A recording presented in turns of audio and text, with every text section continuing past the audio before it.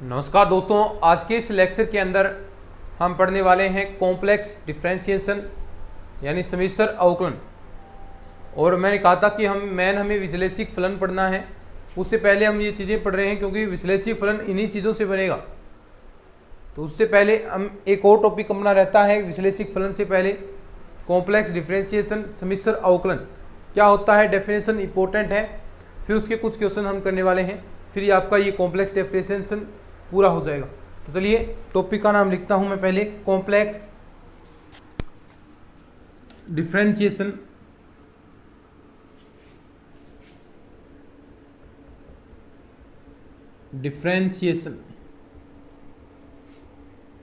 समिश्र अवकलन।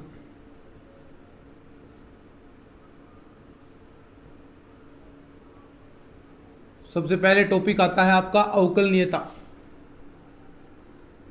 मैं इसी के बारे में हमें पढ़ना है, अवकलनीयता। इंग्लिश के अंदर डिफरेंशिएबिलिटी कहेंगे, डिफरेंशिएबिलिटी।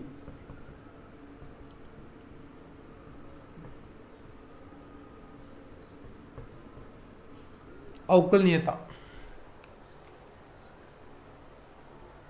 तो बिल्कुल सिंपल है। डेफिनेशन मैं साथ में लिखता हूं, फिर आपको समझा देता हूं। पहले डेफिनेशन लिखता हूं, समिश्र तल के पहले अपन डेफिनेशन लिखते हैं, फिर इस चीज को समझते हैं। समिश्र तल के किसी प्रांत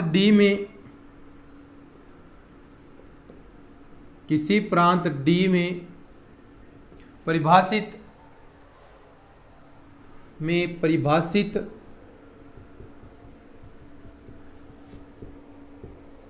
एकमानी फलन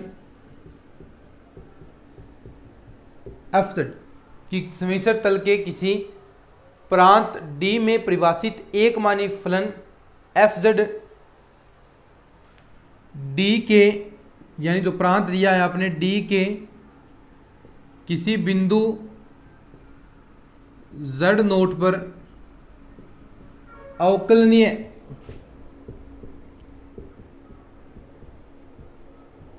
कहलाता है। और कंडीशन आपको दे दी नीचे, यदि लिमिट, देखो सिंपल सी बात है। अब ये डेफिनेशन याद रखना है, डेल z टेंड्स टू 0। अब देखिए कोई फंक्शन, उसके अंदर हमने साथ में उसके परिवर्तन को भी ऐड किया है, z नोट प्लस का डेल z, ठीक है। यानी ये इसमें वृद्धि हुई है माइनस का f(z) नोट, और नीचे फिर क्या आ जाएगा, देखिए परिवर्तन हम कर रहे हैं किसके सापेक्ष, डेल z के। तो ये आपकी डेफिनेशन हो गई। इसके लिए ये डेफिनेशन याद रखनी है, मान आपको इसी के ज्ञात करने हैं। और इसके लिए जो मान आए आपका अवकलनीयता के लिए, जो आप अवकलन करेंगे, जो इस प्रकार आप प्रोसेस करेंगे, अगर उसका जो मान आ रहा है वो अद्वितीय हो, यानी आप लाइन लिख सकते हैं कि यदि इसका जो मान है वो अद्वितीय हो, अद्वितीय रूप में, या फिर अद्वितीय को इंग्लिश के अंदर क्या कहेंगे, यूनिक अद्वितीय रूप में विद्यमान हो,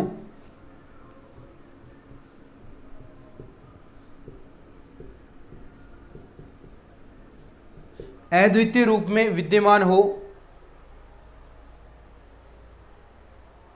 यानी जो डेल z है, आप चाहे पथ कोई सा भी तय करें। अभी हम पिछले जो हम पढ़ रहे थे कंटिन्यूटी के बारे में, हम लिमिट के बारे में, तो मैंने कहा था कि पथ पर निर्भर नहीं करना चाहिए। चाहे आप ये आपने एक लिया था यहाँ पर, और मैंने कहा कि यहाँ तक आपको आना है तो ये पथ तय कर लें, चाहे मूल बिंदु पर आना है, चाहे आप ये वाला पथ तय कर लें, या फिर ऐसे जाकर आप ऐसे भी आ जाएं, या फिर ऐसे जाकर आप फिर ऐसे आ जाएं, फिर ऐसे आ जाएं। तो कोई सा भी पथ आप तय करें, कोई सा भी पथ तय करें, लेकिन जो मान है आपका पथ पर निर्भर नहीं करना चाहिए। हर जगह आपका मान यूनिक रहना चाहिए, अद्वितीय रहना चाहिए, परिमित रहना चाहिए, और मान समान रहना चाहिए।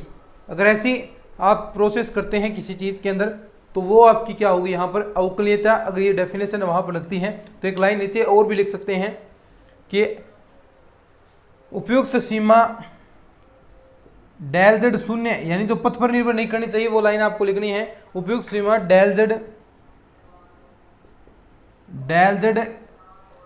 के शून्य के अग्रसर होने के लिए, के शून्य के अग्रसर होने के लिए पथ पर निर्भर नहीं करनी चाहिए, के लिए वक्र पथ पर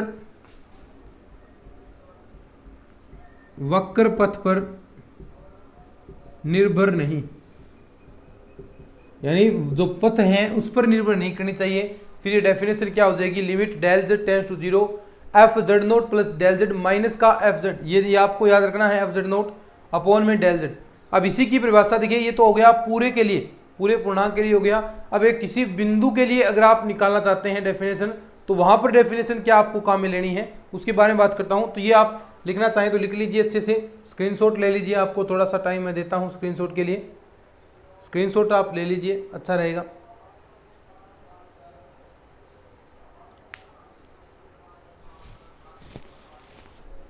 अब देखिए इस परिभाषा को हम निम्न प्रकार, एफ डैश जेड नोट की परिभाषा को हम निम्न रूप में भी लिख सकते हैं। फिर डायरेक्ट सीधा क्वेश्चन करेंगे भाई।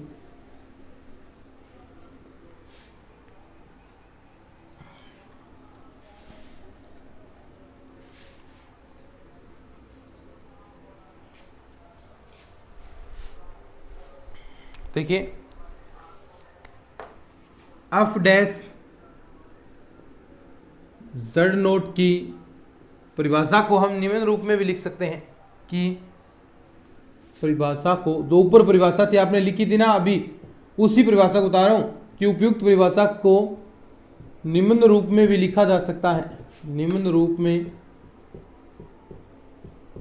लिखा जा सकता है।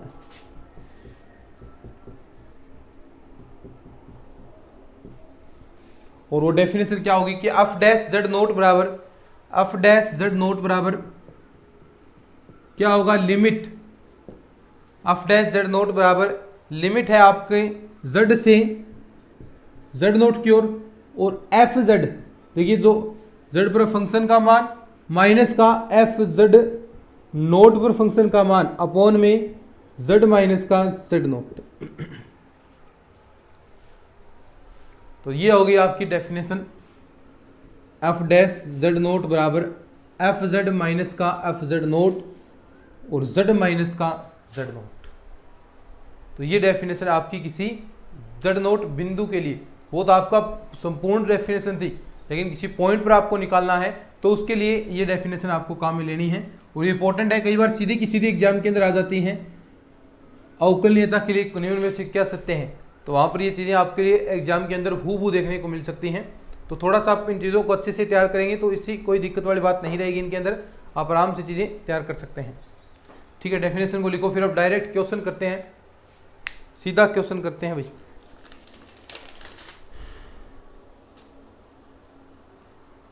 अब कुछ रिजल्ट जो आपको लिखाऊं तो साथ में आपको याद भी रखने उनको, क्योंकि जो ये आपकी बुक है इसके अंदर ज़्यादा क्वेश्चन ऐसे घुमावदार नहीं आएंगे, सीधे जो प्रीवियस ईयरों में क्वेश्चन आ रहे हैं, अन्य एग्जाम में फर्स्ट ग्रेड के अंदर आ रहे हैं, तो वो क्वेश्चन ही सेम टू सेम बार बार वही रिपीट होते हैं उनमें।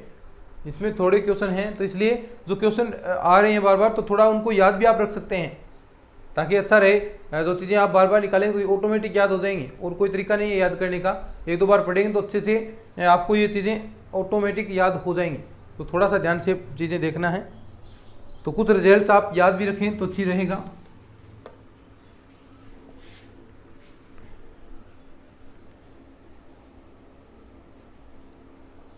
देखिए क्वेश्चन लिखता हूं अभी मैं, इस प्रकार कोई क्वेश्चन दिया है आपको कि सिद्ध कीजिए, देखिए सिद्ध करना है, बस ये रिजल्ट आपको याद रखना है भाई। सिद्ध कीजिए कि एफ जेड बराबर जेड का स्विंगमी किसी भी बिंदु पर अवकलनीय नहीं है, किसी भी बिंदु पर अवकलनीय नहीं है, यानी ये किसी भी बिंदु पर अवकलनीय नहीं है, ये आपको सिद्ध करना है। बहुत सिंपल चीज़ है भाई। देखो वही तरीका सेम टू सेम, हमें जो डेफिनेशन हमने यूज की थी, क्या डेफिनेशन हमने लगाई थी, लिमिट अवकलनीय की del z tends to 0 f z plus का डेल जेड माइनस का एफ डेल एफ जेड और नीचे क्या आ जाएगा डेल जेड। ये तो हमने डेफिनेशन करी थी। अब जो जेड आपने लिया है वो क्या है, स्विंगमी है, कंजुगेट आपको लेना है। तो यानी पूरे के आप यहाँ पर जेड के यहाँ पर स्विंगमी लगा सकते हैं। देखिए यहाँ भी आपका स्विंगमी आएगा। तो यहाँ से जो रिजल्ट्स आएंगे वो देखिए क्या बनेंगे, यानी पूरा जेड के आप स्विंगमी लगा रहे हैं तो यहाँ भी आपका इसके स्विंगमी लग जाएगा। जेड के स्विंगमी लेना है। देखिए एफ जेड बराबर जेड बार आपको लेना है तो जेड के क्या आ जाएगा, स्विंगमी आपका आ जाएगा। देखिए यहाँ से क्या चीज़ें बनेगी, जेड को हम क्या लिख सकते हैं, चूंकि जेड बराबर देखिए क्या होता है एक्स प्लस का आयोटा वाई, ठीक है। और यहाँ से del z tends to zero है तो मैं ऐसा भी तो लिख सकता हूँ कि del x tends to zero del y tends to zero, क्योंकि जेड को आप हटाकर यहाँ पर ऐसा भी लिख सकते हैं del x tends to zero del y tends to zero. तो यहाँ पर आप डायरेक्ट देखिए क्या लिखेंगे, लिमिट एक बार पढ़ा है ये del z tends to zero. यहाँ पर मैंने देखिए इसको लिख दिया एक्स प्लस का बार है, देखिए एक्स का बार है तो यहाँ पर देखिए क्या क्या मान आएंगे, जो आपके डेल जेड पूरा इसका स्विंग में आपने ले रखा है तो यहाँ पर जो स्विंग में ले रखा है तो यहाँ पर जो आपके मान होंगे आयोटा वाले, स्विंग में का अर्थ यही होता है कि आयोटा वाले जो मान है वो माइनस के आपके हो जाएंगे, बाकी वही चीज़ें रहेंगी। तो देखिए ऐसा ही यहाँ पर आपके साथ होने वाला है। तो एक्स माइनस का आयोटा वाई और यहाँ पर डेल जेड को क्या लिख सकते हैं, प्लस का डेल एक्स माइनस का आयोटा डेल वाई, स्विंगमी के रूप में इसे हम लिख रहे हैं। और ऐसा ही इसको एफ जेड के रूप में क्या लिखेंगे, तो ये एक्स माइनस आयोटा वाई लिखेंगे तो प्लस हो गया आयोटा वाई, नीचे क्या बचा डेल एक्स प्लस का आयोटा डेल वाई, क्योंकि फलन के रूप में नहीं है, फंक्शन के रूप में आपको स्विंग में लेना है। तो यहाँ से आप देख सकते हैं आयोटा डेल वाई से ये कैंसिल हो गया, एक्स से ये एक्स कैंसिल हो गया, बचा क्या आपके पास limit del z tends to zero del x minus का आयोटा डेल वाई और नीचे भी यही डेल एक्स प्लस का आयोटा डेल वाई। अब मैंने कहा कि ये आपका अवकलनीय होने के लिए यूनिक मान आना चाहिए और किसी भी पथ पर डिपेंडेबल नहीं होना चाहिए, जो भी पथ ले। तो सबसे पहले हम ले रहे हैं डेल जेड टेंस टू तो जीरो ले रहे हैं, देखो ऊपर करता हूं मैं इस चीज को,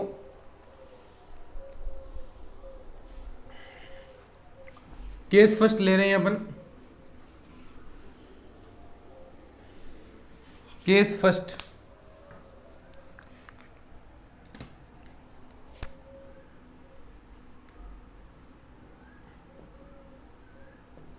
केस फर्स्ट मैं ले रहा हूं, देखिए कि del x del z tends to zero और एक्स एक्स ले रहा हूं, एक्स एक्स लूंगा तो एक्स एक्स पर वाई क्या होता है बराबर जीरो होता है। तो यानी यहां पर आप देख सकते हैं कि डेल एक्स तो बचेगा और डेल वाई भी आपका क्या हो जाएगा, यहां पर जीरो आ जाएगा।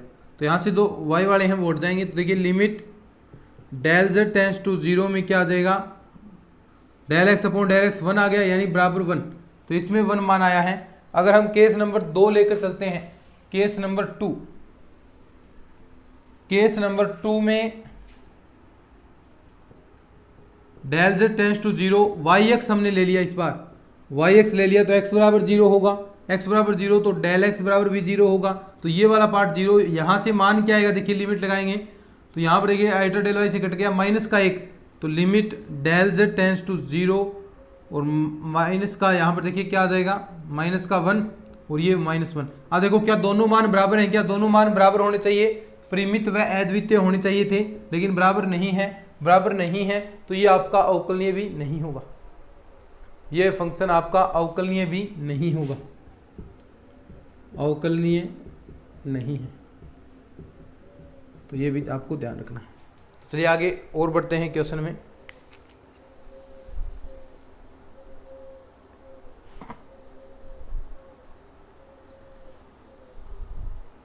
देखिए आपको ऐसे ही क्वेश्चन मिलेंगे भाई एग्जाम के अंदर भी।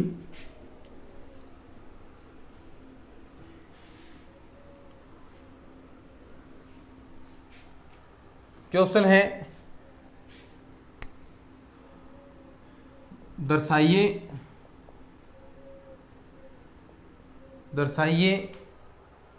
एफ जेड बराबर जेड की पावर एन प्रत्येक बिंदु पर अवकलनीय है, प्रत्येक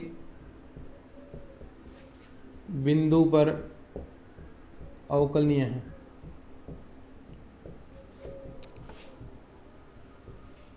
ठीक है, ये दर्शाना है आपको कि प्रत्येक बिंदु पर अवकलनीय है जहां जो ये n है बिलोंग टू नेचुरल नंबर से बिलोंग करेगा। तो वही same to same f dash z बराबर आपके पास क्या आ जाएगा, देखिए limit del z tends to 0। Same वही तरीका यहाँ पर भी आपके लागू हो जाएगा, क्या कि एफ जेड प्लस का डेल जेड माइनस का एफ जेड अपॉन में डेल जेड। तो ये तो आपकी डेफिनेशन है। इसके तहत देखिए क्या होगा, limit del z tends to 0। यहाँ देखिए इसको क्या लिख सकते हैं, जेड के रूप में लिखेंगे तो जेड प्लस डेल जेड की पावर n माइनस का जेड की पावर n और नीचे डेल जेड। अब देखिए इसको हम सोल्व करेंगे, डायरेक्ट मैं रिजल्ट लिखता हूँ। देखिए आप सोल्व करेंगे, देखिए यहाँ पर जेड एन जेड की पावर एन जेड है, तो इसको आप सोल्व करेंगे तो देखिए क्या आगे आएगा। यहाँ से दोनों को सोल्व कर रहा हूँ मैं साथ में, तो एन जेड की पावर एन माइनस 1 प्लस का 1/2 प्लस का 1/2 डेल जेड। आगे नेक्स्ट क्या आता है, एन इंटू एन माइनस 1, और यहाँ पर जो आएगा उसकी स्क्वायर होती है, तो जेड एन माइनस 2 स्क्वायर थी तो जेड एन माइनस 2 यानी अपॉन में 1 प्लस जेड के रूप में भी आप कर सकते हैं, इसे 1 plus del z upon z के रूप में कन्वर्ट कर लीजिए। फिर आप आसानी से इसका प्रसार कर सकते हैं द्विपद प्रमेय की सहायता से। और आगे वाले स्टेप मैंने मान लिए 0, क्योंकि आगे आगे बहुत सारे स्टेप आएंगे, बस इतने ही 2 तक ही आपको रखना है। तो ये भी आपका बड़ा स्टेप है, तो इसको आपने नेगलेक्ट कर सकते हैं। देखिए आगे और भी आपके मान यहाँ पर आएंगे, तो ये रिजल्ट आपका टोटल यहाँ पर लिमिट लगाएंगे तो क्या बच जाएगा, n इंटू जेड की पावर n माइनस 1। तो ये आपके पास बच गया। और आप देख सकते हैं इसका मान z की पावर n का सीधा आप अवकलन करते तो यही आपके पास आता। तो ये क्या है आपका प्रत्येक बिंदु पर अवकलनीय हो जाएगा। देखिए इससे रूप से कोई मतलब नहीं आपको, बस ये आप ध्यान रखना है कि z की पावर n है वो क्या होता है, प्रत्येक बिंदु पर अवकलनीय होता है। बस इतना आपको ध्यान रखना है और कोई दिक्कत की बात नहीं यहाँ पर, और कोई कुछ भी नहीं पूछेगा। हाँ देखिए एक नोट लगाकर लाइन लिख सकते हैं आप कि कोई फलन है वो z बराबर z नोट पर अवकलनीय है तो वो सतत जरूर होगा। हमने पहले भी बात की थी, लेकिन कोई फंक्शन सतत है तो वो अवकलनीय होना आवश्यक नहीं है, वो अवकलनीय होना आवश्यक नहीं है। इस बात को मैंने अच्छे से समझा दिया था। बस यहाँ पर भी एक नोट लगाकर आप लाइन लिख सकते हैं। ये एक नोट लगाकर लाइन आप यहाँ लिख सकते हैं।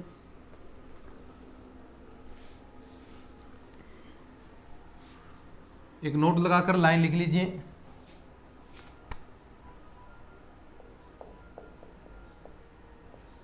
नोट लगाकर लाइन लिखनी है आपको कि एक फलन एफ जेड,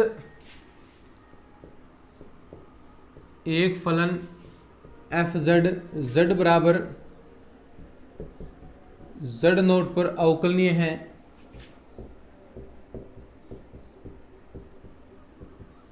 तो वह सतत जरूर होगा, लेकिन कोई सतत फलन अवकलनीय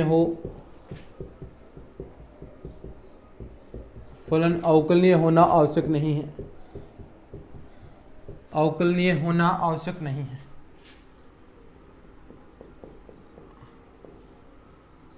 एक नोट यहां पर भी और भी आप लगा सकते हैं। देखिए कुछ चीजें आपको लाइन में मैं बताने वाला हूं, तो ये भी आपको लिखना है अच्छे से। बिल्कुल सरल बात है भाई, बस याद रखना है। फलन एफ जेड बराबर, देखिए फलन एफ जेड बराबर मापांक का जेड स्क्वायर। देखिए सिद्ध करने बैठोगे तो लंबी प्रोसेस है इसके अंदर, इसलिए डायरेक्ट आप याद रखो सर्वत्र सतत है, सर्वत्र सतत है। ये याद रखना है भाई, क्वेश्चन एग्जाम के अंदर पूछा जा सकता है। किंतु मूल बिंदु के अतिरिक्त, किंतु ये लाइन याद रखनी है, किंतु मूल बिंदु के अलावा, मूल बिंदु के अतिरिक्त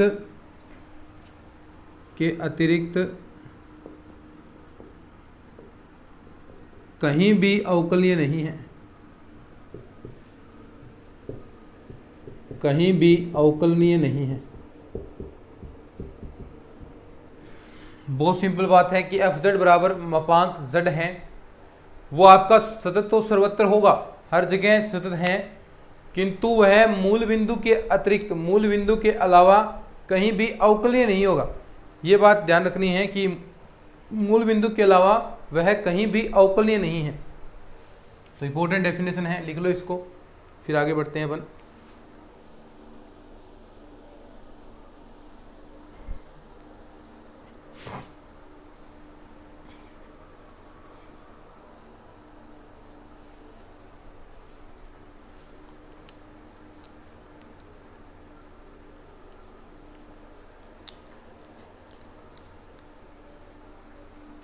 लिख लिया ना, चलिए आगे बढ़ते हैं।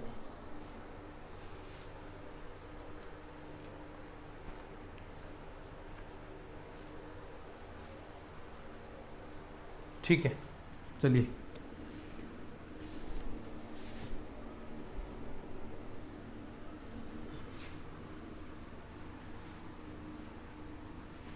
अब देखिए आगे आता है कि ऐसे फलन, यानी ऐसे फलन अब आपको मैं लिखवाने वाला हूं कि जो सर्वत्र आपके अवकलनीय होते हैं, यानी कोई चेक करने की जरूरत नहीं, वो हमेशा ही आपके अवकलनीय रहेंगे।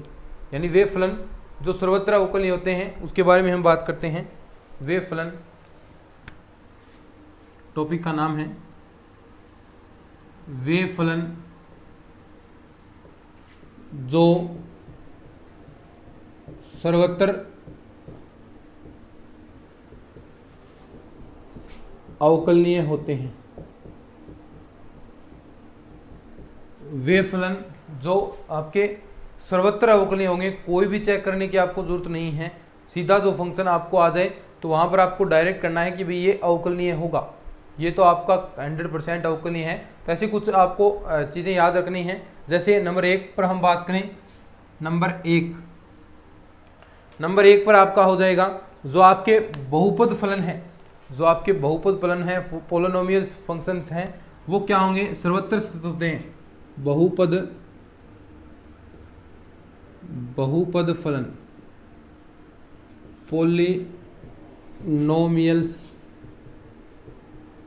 फंक्शन, कोई चेक करने की जरूरत नहीं। बहुपद फलन जिसके अंदर x के जो घातों के रूप में है, x और y घातों के रूप में आए, तो इस प्रकार जो पद हैं बहुपदीय फलन कहलाते हैं और इनको कोई चेक करने की जरूरत नहीं है। ये सर्वत्र आपके क्या होते हैं, अवकलनीय होते हैं और सतत भी होते हैं, ये हम पहले ही बात कर चुके हैं। नंबर 2 पर हम बात करें, जो आपके चरघातांकी फलन हैं, चरघातांकी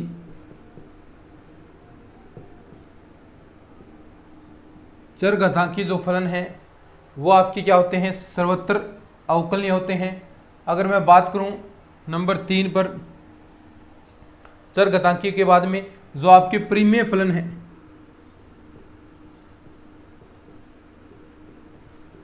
परिमेय फलन कौन कौन से, जिन्हें आप P/Q के फॉर्म में लिख सकते हैं, यानी PZ/QZ, और यहां पर जो QZ है वो 0 नहीं हो सकता भाई, नॉट इक्वल टू 0, QZ है वो नॉट इक्वल टू 0 होगा।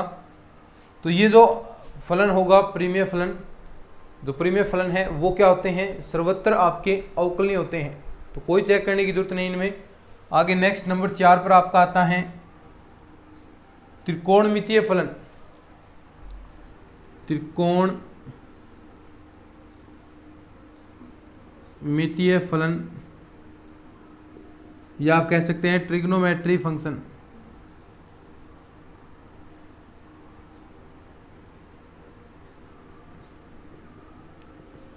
जो ट्रिग्नोमेट्री फंक्शन है, जैसे आपके हो गए साइन जेड, कोस जेड, तो ये सारे फंक्शन क्या हैं, ये सर्वत्र, ये सभी हैं, ये क्या होते हैं, अवकलनीय होते हैं हमेशा, कोई इनको चेक करने की जरूरत नहीं है, हमेशा ही ये आपको क्या मिलेंगे, अवकलनीय मिलेंगे। इनको कहीं भी किसी भी जगह पर चेक करने की कोई आवश्यकता नहीं होगी। तो यानी वे फलन जो सर्वत्र अवकलित होते हैं, नंबर 1 बहुपद फलन, दूसरा चरघातांकी फलन, तीसरा परिमेय फलन, यानी जिसे आप P/Q की फॉर्म में लिख सकते हैं, जहाँ पर Q बराबर 0 नहीं हो सकता। और नेक्स्ट आपका त्रिकोणमितीय फलन, जो ट्रिग्नोमेट्री फंक्शन है, वो भी क्या होते हैं, आपके सर्वत्र अवकलनीय होते हैं। तो इसको फटाफट लिख लो, फिर आगे बढ़ते हैं भाई।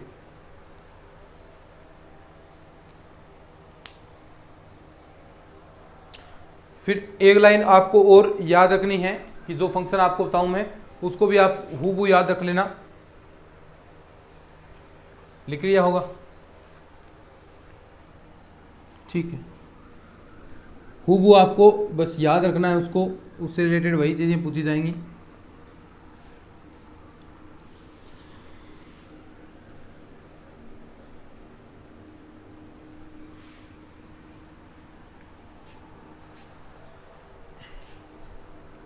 ठीक है, देखो नोट लगा के लिख लो, चाहे ऐसे ही लिख लो, कोई बात नहीं, कोई फ़र्क नहीं पड़ेगा इससे। तो जैसे भी आप लिखना चाहते हैं कि देखिए फंक्शन आपको मैं बता रहा हूं कि एफ जेड बराबर, देखिए ध्यान से लाइन समझ लेना, जेड प्लस जेड बार ऐसा कोई मिले, जेड प्लस जेड बार, जेड स्क्वेयर जेड बार मिल जाए, जेड जेड बार इंटू में मिल जाए, तो ये ऐसे जो फंक्शंस आपके होंगे वो क्या है, कहीं भी अवकलनीय नहीं होते। क्या, कहीं भी अवकलनीय नहीं होते हैं, कहीं भी अवकलनीय नहीं है। तो यानी जो ऐसे फंक्शन होंगे आपके जेड प्लस जेड बार, जेड स्क्वायर जेड बार, जेड जेड बार, तो ये आपके कहीं भी अवकलनीय नहीं होंगे। ये क्वेश्चन आप लिख सकते हैं ऐसे, क्वेश्चन है कि d upon d z, z z bar का मान है, का मान है आपके ऑप्शन कुछ इस प्रकार, एक, दूसरा दो, तीसरा विद्यमान ही नहीं।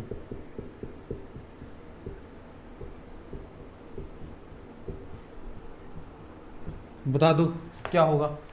तो आप देख सकते हैं, आराम से आप अच्छे से देख सकते हैं कि अभी मैंने आपको बताया था कि डी जेड जेड बार होगा, उसका अवकलनीय नहीं होगा वो कहीं भी। तो आप देख सकते हैं ये अवकलनीय नहीं है, तो इसका मान विद्यमान ही नहीं होगा। तो ये आपका था दोस्तों सम्मिश्र फलनों का अवकलनीय। अब इसके बाद एनालिटिक फंक्शन आता है विश्लेषिक फलन। यानी विश्लेषिक फलन कहता है कि किसी बिंदु पर आप चेक कर रहे हैं अवकलनीयता की, तो अगर वो उसके प्रतिवेश में, उस बिंदु पर तो होने ना चाहिए, उसके प्रतिवेश में पूर्ण रूप से अवकलनीय है, तो ऐसा फंक्शन आपका विश्लेषिक फलन कहलाएगा। तो इसके बारे में भी हम बात करेंगे, लेकिन वो करेंगे हम नेक्स्ट क्लास के अंदर। आज के इस लेक्चर के अंदर हम इतना ही पढ़ने वाले हैं। और ये इसके जो नोट्स वगैरह हैं भाई, नोट्स आपको टेलीग्राम चैनल पर मिल जाएंगे। वहाँ पर आपको डेली, मैं जैसे ही आपकी क्लास पूरी होती है उसके बाद आपको वहाँ पर नोट्स अवेलेबल हो जाते हैं। और अब हमारी 2 क्लासेस चल रही हैं, नया सिलेबस हम कर रहे हैं, न्यू सिलेबस। दूसरी क्लास हमारी शाम को होती है जिसके अंदर हम 9 से 10th वाला पोर्शन कर रहे हैं। 9 से 10th वाला पोर्शन के अंदर नंबर सिस्टम हमारा कंप्लीट हो चुका है, लाइन एंड एंगल हमारा चल रहा है, वो भी कंप्लीट होने वाला है। तो ये चीज़ें हम कर रहे हैं 9th और जो आपका 10th है उसमें, और यहाँ पर हम बीएससी वाला कर रहे हैं। तो 2 हमारी हैं क्लासेज और 4 हमारी प्लेलिस्ट भी हैं।